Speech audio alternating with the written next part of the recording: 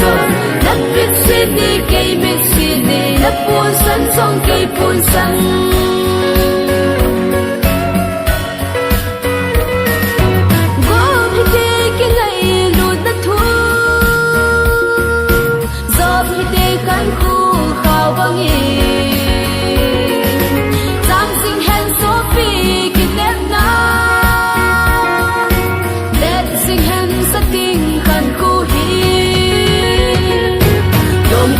cây vắng điều như thân điều điều đủ tệ thì khen thầy lâu lái gió đi về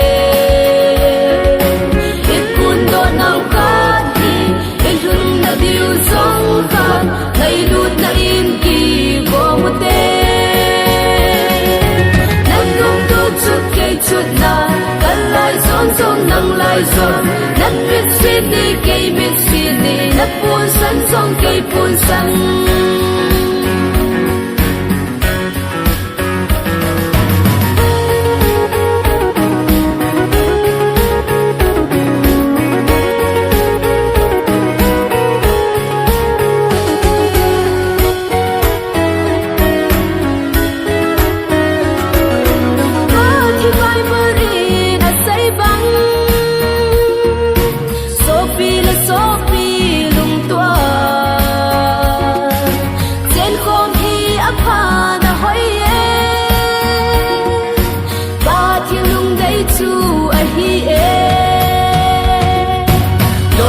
cái cây vắng điều cái thân điều điều đủ tệ thì khen thầy lâu lái gió đi về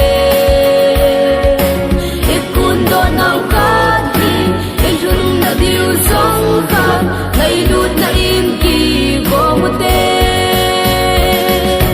nắng không tốt chút cây chút nào cắt lại gió giông nắng lại gió nát biết xin đi cây biết xin đi nát buồn sân sông cây buồn sân